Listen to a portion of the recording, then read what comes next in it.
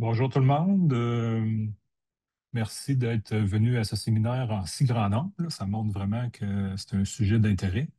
Je me présente, Benoît Dosti. Je suis un ancien directeur du CIX et professeur à HEC Montréal et je vais être votre animateur aujourd'hui. Je vous rappelle que le webinaire d'aujourd'hui est enregistré et sera diffusé sur la chaîne YouTube du CQSS d'ici quelques semaines. La présentation de ce webinaire va durer une trentaine de minutes et elle sera suivie d'une période de questions. Donc, pour poser vos questions, vous pouvez utiliser le chat ou lever la main après la fin de la présentation et on vous donnera la parole. J'introduis les non pas un, non pas deux, mais trois conférenciers d'aujourd'hui. Jean-Pierre Corbeil, qui est formateur à l'école d'automne et professeur associé au département de sociologie de l'Université Laval. Il sera accompagné de Richard Marcoux, aussi de l'Université Laval, Sébastien Arcan de HEC Montréal. Donc, je vous invite à ouvrir votre caméra, les trois présentateurs.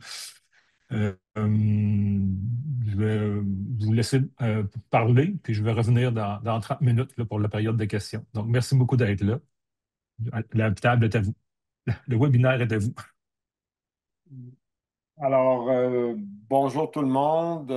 Bonjour, je me présente Sébastien Arcan. Je suis un des deux co-titulaires de la chaire. Je vais tout de suite vous présenter un petit peu. L'objectif ici, c'est de vous présenter la chaire, les thématiques qui sont reliées avant de passer la parole évidemment à mon collègue Richard et puis ensuite à Jean-Pierre pour. Alors, je vais de ce pas vous présenter. Je vais juste voilà, mettre en mode OK. Alors, vous devriez donc, notre webinaire comprend les statistiques sur la langue pour mieux analyser les enjeux contemporains. Alors, je tiens à remercier aussi les gens du SIX, Benoît, Pascal, compagnie, pour le travail. Alors, je vous présente un petit peu les objectifs de la chaire, la composition aussi, parce que c'est une chaire de recherche qui sort un peu je dirais, des sentiers battus dans la mesure où il y a plusieurs collaborateurs, collaboratrices aussi qui gravitent au cours de cette chaire.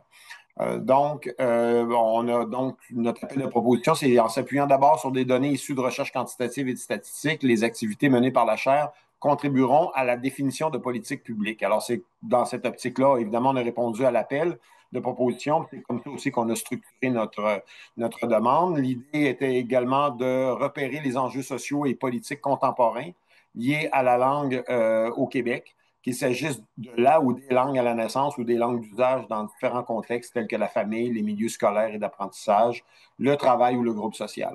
Alors, ultimement, la chaire participera à former une relève sur ces thématiques. On aura l'occasion de revenir aussi à cet élément-là. Alors, il y avait deux thèmes qui étaient prioritaires, qui sont prioritaires en fait pour la chaire. Hein. Je tiens à rappeler que le financement a démarré en mai, donc au printemps de 2024. On est à peu près à 18 mois là, actuellement. L'arrimage aussi entre le portrait des mots linguistiques et les politiques publiques dans différents champs d'application, tels que l'éducation, l'insertion professionnelle, donc langue de travail et langue au travail, et l'immigration, la culture et l'économie. Ensuite de ça, donc, les co-titulaires, je l'ai mentionné tout à l'heure, mon collègue Richard, qui est démographe, professeur titulaire au département de sociologie de l'Université Laval et aussi directeur de l'Observatoire démographique et statistique de l'espace francophone. Et moi, qui suis sociologue de formation, mais professeur titulaire au département de management. Il y a aussi, et vous aurez l'occasion de l'entendre, puisque c'est notre vedette du jour, Jean-Pierre Corbeil, qui est professeur associé à l'Université Laval et ancien directeur du Centre de la statistique ethnoculturelle, langue et immigration à Statistique Canada, et qui était responsable aussi pendant près de 15 ans du programme de la statistique linguistique. Et on a également Corinna, notre collègue Corinna Bory-Anadon, qui est professeur titulaire au département des sciences de l'éducation de l'Université du Québec à Trois-Rivières. Donc, comité scientifique, deux co-titulaires, et puis on a également Laurent Richard, qui est notre professionnel de recherche, qui est de l'Université Laval. Ensuite de ça, rapidement, je ne passerai pas en revue, ce n'est pas par manque d'intérêt, mais c'est juste pour par souci de concision. Alors, on a des co-chercheurs et des co-chercheurs. Là, je vous disais tout à l'heure que c'est une chaire qui est avec une structure peut-être un petit peu différente de ce qu'on est habitué de voir. Au lieu d'avoir une seule personne qui est à la tête de la chaire puis qui organise un peu son travail, ses projets, etc. Donc, on a un ensemble de co-chercheurs et de co-chercheuses. Vous avez la liste ici. Ça couvre un large éventail, autant au niveau des disciplines qu'également au niveau des appartenances institutionnelles. Donc, on a des gens de la région de Montréal, bon, des universités montréalaises, mais aussi de l'extérieur. Ensuite de ça, on a des collaborateurs et des collaboratrices. Alors là aussi, je vous épargne la lecture et les détails. On a des professeurs, mais on a aussi des instituts. On a, par exemple, l'Institut du Québec qui est lié, qui est avec nous aussi comme collaborateur, etc. Donc, je vous laisse jeter peut-être un rapide coup d'œil à tout ça. Maintenant, la programmation, constituer un écosystème de données démolinguistiques par l'entremise de la création d'un inventaire des différentes sources de données quantitatives et qualitatives qui existent sur les langues au Québec, favorisant ainsi l'accès à ces précieuses informations sur de nouveaux supports. Renforcer également l'expertise en matière de traitement, d'analyse et d'interprétation des données, non seulement dans les milieux universitaires, mais également auprès des responsables des politiques publiques. Et troisièmement, proposer un cadre d'analyse qui offre des stratégies en matière d'interprétation des statistiques et des résultats d'enquête, ainsi que des réponses aux nombreuses questions concernant, et on sait qu'il y en a des questions à ce sujet-là, concernant les enjeux linguistiques au Québec, en les situant dans une perspective historique et internationale. Alors, tout ça se décline en quatre pôles thématiques que vous voyez ici: contexte éducatif, langue et milieu de travail, espace privé, espace public et trajectoire linguistique, et également la question de la régionalisation, de la francisation et des enjeux linguistiques qui gravitent autour de tout ça. Il y a trois dimensions qui sont vraiment transversales à ces quatre pôles: les espaces, donc on parle de territoire notamment, les groupes et aussi les pratiques et la valorisation en lien avec les usages linguistiques, en lien avec le français, la francisation, etc. Alors, maintenant, je vais passer la parole à mon collègue Richard qui va poursuivre pour notre courte présentation sur la chaire.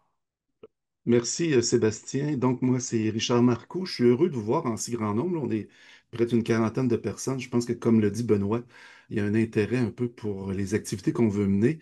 Et puis comme Sébastien l'a dit tout à l'heure, je dirais le cœur de nos activités, c'est vraiment la création de ce qu'on appelle un écosystème de données linguistiques et sur la langue française au Québec. L'idée étant un peu de ramasser, d'essayer d'identifier en quelque sorte où se trouvent les informations sur la langue française et sur les langues au Québec. Prochaine diapo. Bon, on le sait, en fait, le Québec, c'est considéré comme l'un des endroits au monde où on dispose de plus d'informations, des informations riches sur l'ensemble des questions linguistiques. On a des questions qui sont posées dans le recensement depuis la fin du 19e, début du 20e siècle.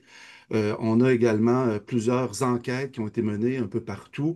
Et en fait, on essaie en quelque sorte non pas de créer un sanctuaire de données, mais plutôt d'aider les utilisateurs potentiels à identifier où se trouvent ces informations. On sait que ces informations-là, pour l'instant, sont difficilement accessibles et justement sous-utilisées. Et la chaire se donne comme objectif de renforcer l'expertise québécoise en matière d'analyse des réalités démolinguistiques de la société québécoise. Et comme Sébastien l'a dit tout à l'heure, non seulement auprès des universitaires québécois, mais également auprès des responsables des politiques publiques qui œuvrent dans les organismes concernés, là et ailleurs au Québec. Prochaine diapo. On a en quelque sorte un programme de formation qui comprend deux principaux pôles. On va parler du deuxième tout à l'heure avec Jean-Pierre, mais le premier, c'est vraiment un cours, un séminaire dit gradué là, qu'on veut offrir, qu'on va offrir au deuxième, troisième cycle. Un séminaire donc qui va durer là, toute la session d'hiver, qu'on va répéter d'année en année.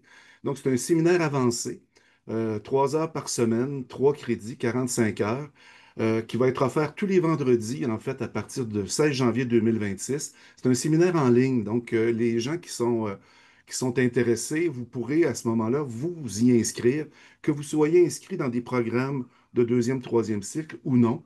Il est possible, vous sera possible en quelque sorte de vous inscrire pour ce cours-là. Je ne reviendrai pas sur le descriptif, mais en fait, le cours s'appelle Langue et société. Ça va être offert par Jean-Pierre Corbeil et également moi qui va évidemment, puisque ce cours-là va être offert à l'Université Laval, mais l'ensemble des co-chercheurs et collaborateurs vont être associés en quelque sorte au montage de ce séminaire-là.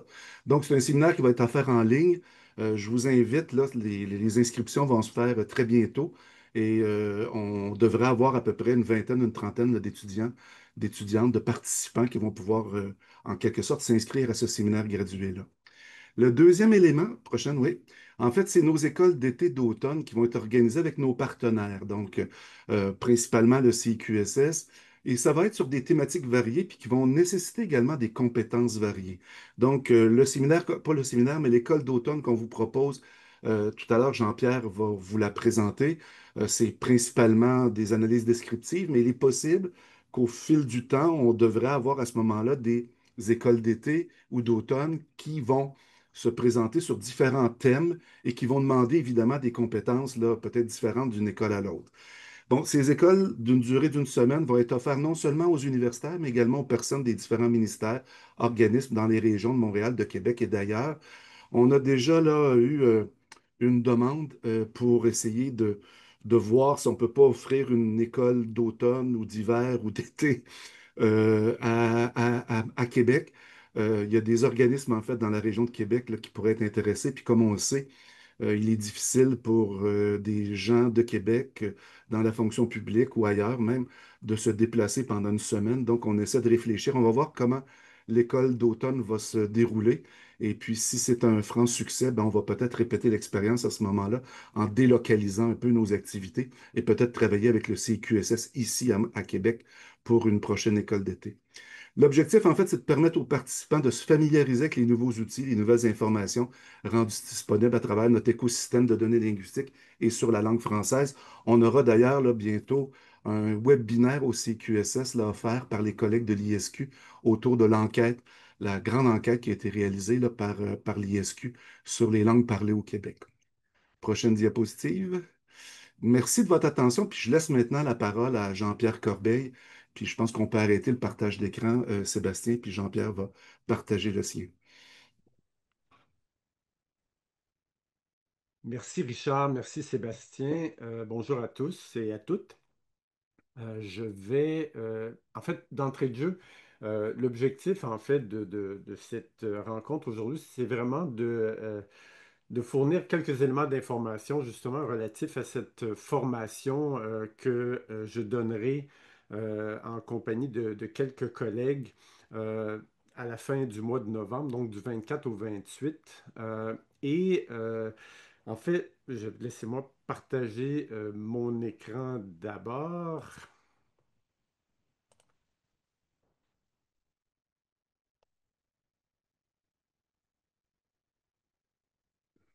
Voilà. Euh, donc, en fait, vous savez, le domaine de la statistique linguistique est un domaine extrêmement délicat, extrêmement sensible. Il y a beaucoup de statistiques qui sont disponibles et souvent on a tendance à en perdre notre latin, si on peut dire.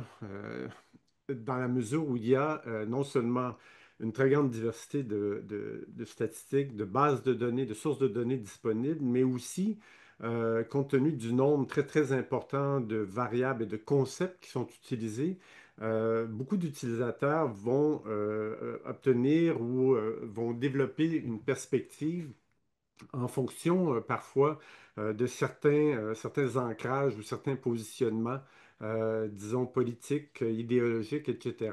Et donc, l'objectif de ce cours-là, de cette formation-là, c'est d'une part, justement, comme vous le voyez à l'écran, d'amener les participants et les participantes à comprendre et à se familiariser avec les principaux outils, les méthodes en usage en démo linguistique, justement pour parvenir à étudier et décrire l'évolution des dynamiques linguistiques au Québec. L'objectif, évidemment, c'est d'établir et de développer des comparaisons avec différentes situations qui sont observées aussi dans le reste du Canada.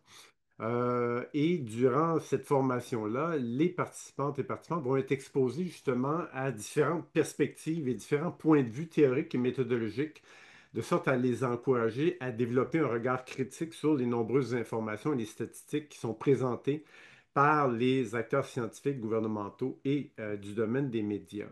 Il y aura aussi, et c'est un des éléments importants de cette formation-là, pendant 2 jours et demi, il y aura une série d'exercices, donc à peu près la moitié de la formation, il y aura des exercices pratiques à partir de données agrégées. Pour quiconque a déjà été visiter le site Internet de Statistique Canada, il y a une quantité impressionnante de tableaux disponibles.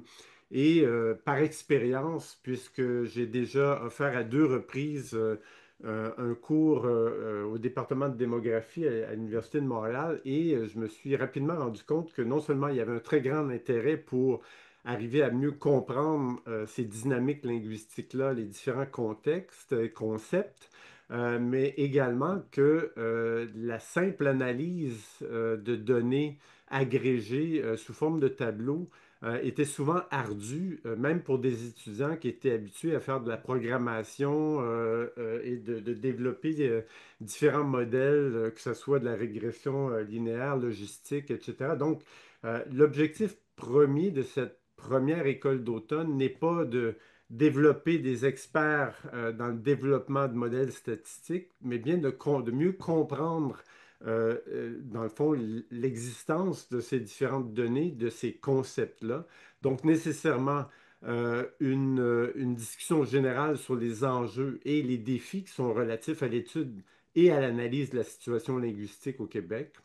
Je vais évidemment aborder le thème de la démo linguistique, puisque non seulement ça fait partie intégrante du nom de la chaire de recherche du Québec, mais également parce que la démo linguistique a une historique et également, il faut mentionner que cette discipline-là a souvent une aura de scientificité comparativement à beaucoup de domaines qui sont très pertinentes, mais qui sont souvent moins considérées. Je pense notamment à la sociolinguistique. Je pense entre autres à la science politique, des domaines qui sont clés, mais qui nous apportent souvent un éclairage complémentaire. Donc, une présentation du recensement, de l'origine des questions linguistiques, l'évolution des questions et des variables linguistiques à travers le temps.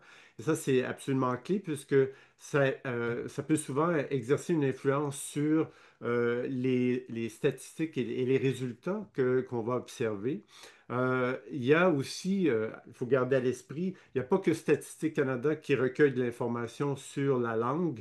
Entre autres, l'Office québécois de la langue française a une responsabilité à cet égard-là. Il y a aussi l'Institut de la statistique du Québec qui aussi mène des enquêtes, dont celle sur les comportements linguistiques au Québec, dont il sera question éventuellement. Donc, il y aura l'ISQ qui fera une présentation plus tard, justement, dans le cadre d'un webinaire.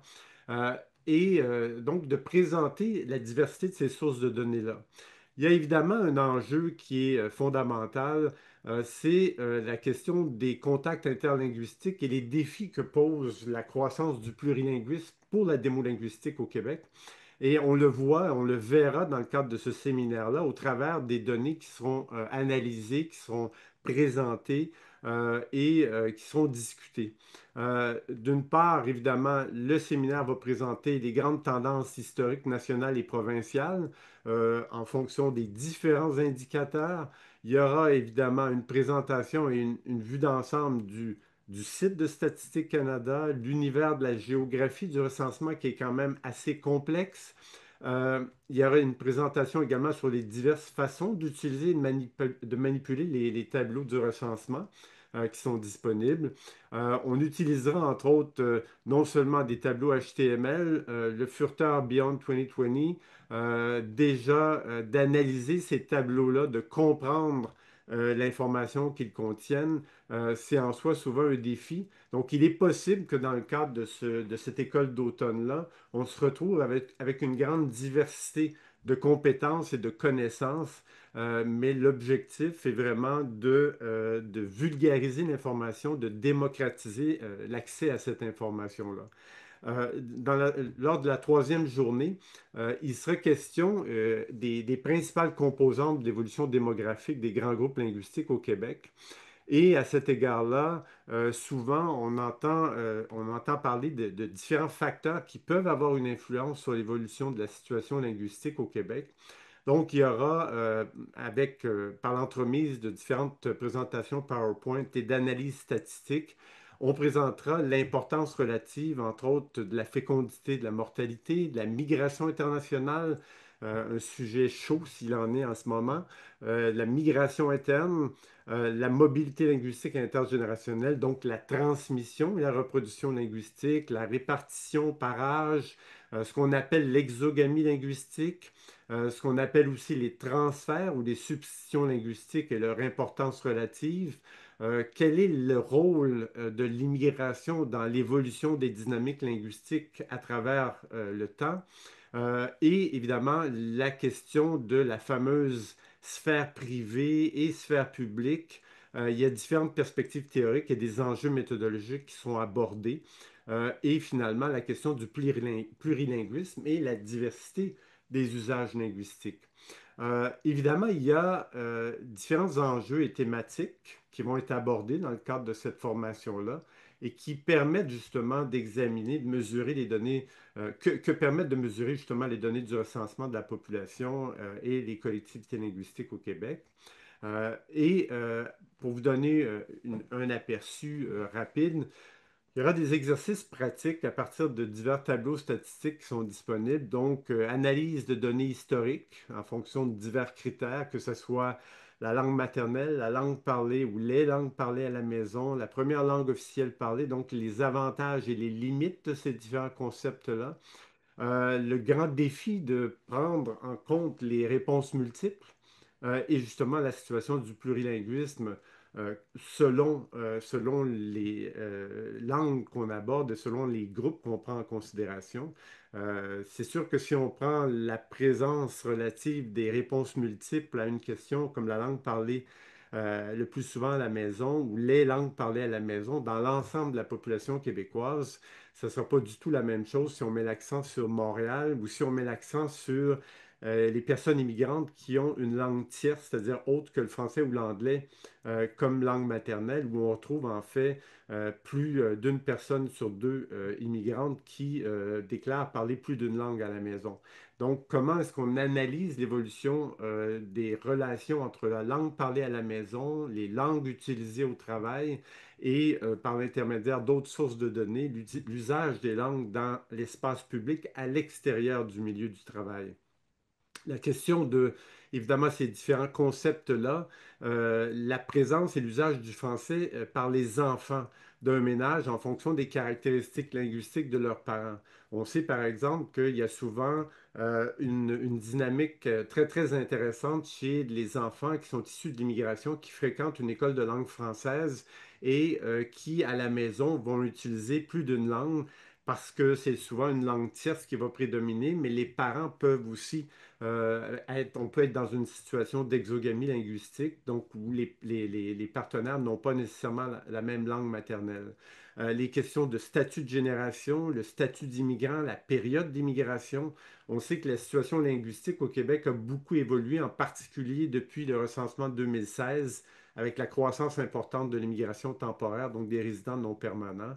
Ce sont des tableaux et des statistiques qui seront présentés et abordés évidemment des exercices pratiques pour les participants et les participantes. Lors du dernier jour, on aura aussi des exercices pratiques qui portent sur les caractéristiques socio-économiques et démographiques des immigrants, des personnes immigrantes au Québec, par exemple en matière de scolarisation, en matière de présence dans certains secteurs d'industrie, de profession, de connaissance du français et de langue utilisée au travail. Lien évidemment incontournable entre scolarité, revenus et statut d'immigrant. Donc, vous voyez une idée quand même, vous avez un aperçu de la très grande diversité. L'objectif n'est pas évidemment de développer ou de faire en sorte que les gens aient aient développé une grande expertise à la fin de cette école d'automne, mais qu'ils aient une assez bonne connaissance de la façon d'aller chercher cette information-là. On aura entre autres une représentante de Statistique Canada qui viendra aussi présenter de l'information sur les différentes façons d'accéder à l'information sur le site de Statistique Canada. On abordera évidemment différentes thématiques de recherche et d'analyse autres que celles-là qui portent sur la langue. Euh, de- on n'a pas le choix non plus, et je pense que c'est très important de parler de la complémentarité des données du recensement et de diverses enquêtes avec celles par exemple, qui sont menées par l'Office québécois de la langue française, l'Institut de la statistique du Québec, dont j'ai déjà parlé antérieurement. Donc, il y a déjà sur le site de l'OQLF, sur le site de l'Institut de la statistique du Québec, des informations qui seront examinées ou à tout le moins présentées pour essayer de comprendre les différences entre certains résultats qui ont été diffusés plus récemment et des données qui ont été présentées par Statistique Canada, qui sont souvent influencées par le libellé des questions, par la taille de l'échantillon, etc., etc. Et pour conclure ce séminaire-là, un des objectifs clés, évidemment, est de présenter, en regardant vers l'avenir, comme l'a déjà mentionné Richard, de parler du potentiel analytique des microdonnées de recensement et d'enquête de Statistique Canada. Donc, de présenter une vue d'ensemble des fichiers de microdonnées à grande diffusion du recensement de la population qui ont d'ailleurs été utilisés par l'équipe du commissaire à la langue française dans les rapports ou les dernières analyses complémentaires qui ont été menées. Il y a d'autres sources d'informations très riches. Et éventuellement, comme Richard l'a mentionné, il y aura, selon les besoins, des formations spécifiques qui pourraient être développées justement pour amener les participants et les participantes qui s'intéressent à ces sources de données-là, à des façons d'analyser ces données-là. Donc, de présenter un peu ce qui est possible et ce qui pourrait être offert éventuellement. Donc, dans l'ensemble, vous voyez, c'est quand même une formation qui est assez condensée.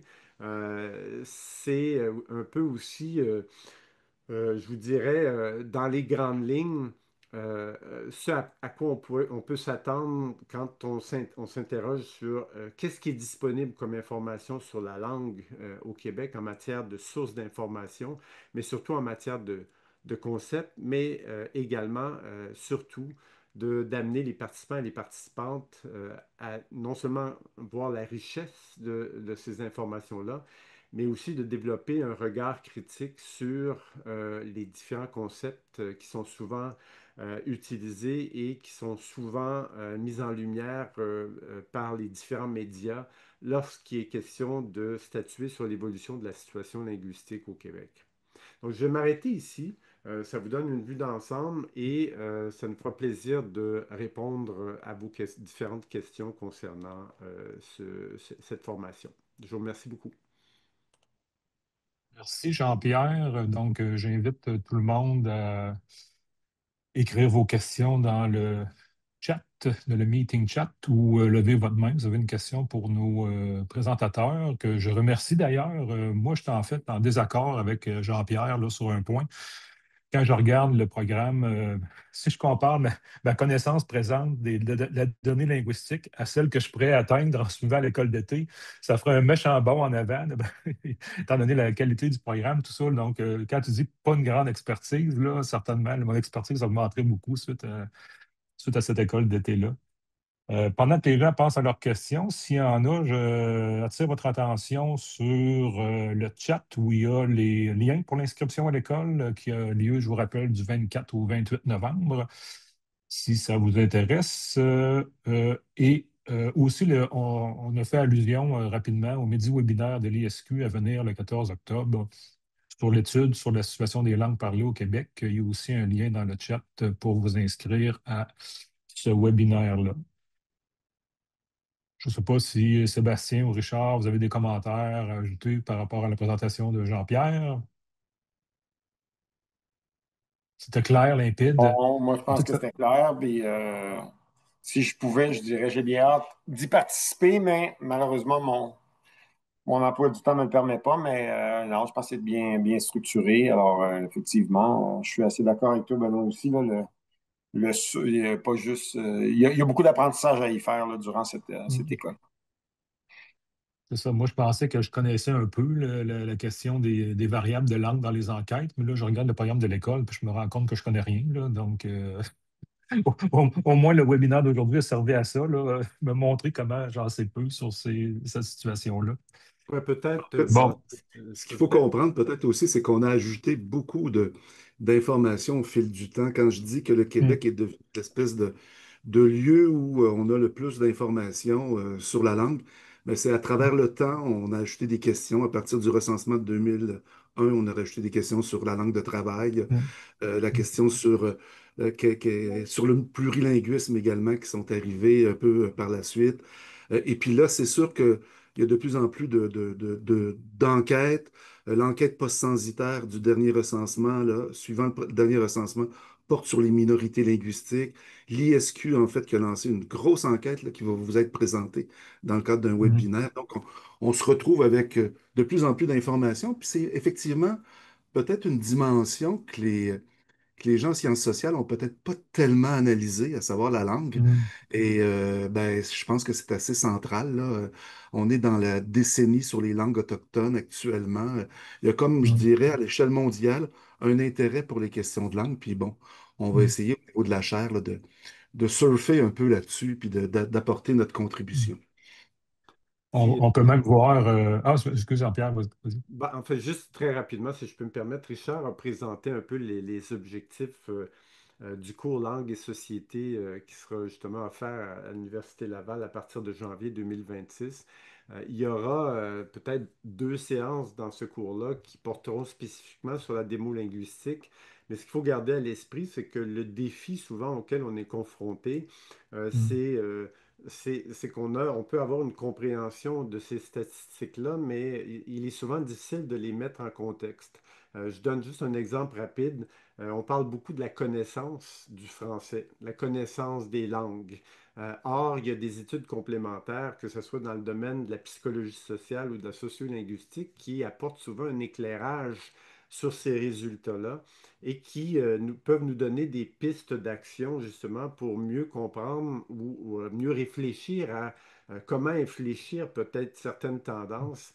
Et c'est un peu, je pense, donc c'est une première étape, d'une part, d'offrir une hmm, telle formation, mais dans le cadre d'un cours peut-être plus spécialisé comme langue et société, d'amener à réfléchir aussi à la suite des choses et peut-être même en termes de politique sociale, en hmm, termes de politique linguistique hmm, et de mesures pour infléchir les tendances. Donc, je pense qu'il faut garder ça à hmm. l'esprit. Je ne sais pas si c'est dans vos plans, mais on pourrait penser aussi qu'il y aurait plein de sujets intéressants liés sur lesquels on pourrait faire des écoles d'été subséquentes. Impact des langues parlées sur les résultats sur le marché du travail, sur la santé cognitive, sur un paquet de résultats là, qui viennent, qui suivent de ces variables-là. Sinon, bon, je remercie tout le monde d'avoir assisté à ce webinaire. Les présentations qui ont été faites, et à la fois la vidéo, mais à la fois les fichiers PowerPoint vont être disponibles sur le site du CISC, là, si vous voulez avoir plus d'informations. Si vous voulez suivre nos activités, inscrivez-vous à l'infolette. Là, le lien est aussi dans le chat. Donc, je remercie encore tous les participants d'aujourd'hui, tous les présentateurs. Puis, Benoît, si tu permets, si peut-être que tant qu'à faire être dans la promotion de on a présenté un peu les travaux, la conversation, le site de la chaire euh, dont je suis co-titulaire avec Richard, puis avec l'ensemble de l'équipe aussi qu'on a, mhm, voir les activités qu'on a ou les publications, ou si on a des présences médias, etc. Donc, ça vous permettra de suivre un peu selon vos propres intérêts. Donc, je viens de mettre ça dans la conversation. oui, démolinguistique-share.ca. Donc, tout le monde s'inscrit tout de suite. Aussi simple On voit demain. un bon là, dans les descriptions. Je pense que je ne suis pas inscrit, moi, donc je vais aller m'inscrire tout de suite. Oui, tout de suite. Ben, on va faire ça tout de suite. Merci beaucoup. Merci. Il me reste un peu de temps là, d'ici midi, là, je vais faire ça. OK. Merci tout le Merci. monde. Bonne Au journée. revoir. Au revoir. Merci à tous. Au revoir. Merci, Benoît. Merci.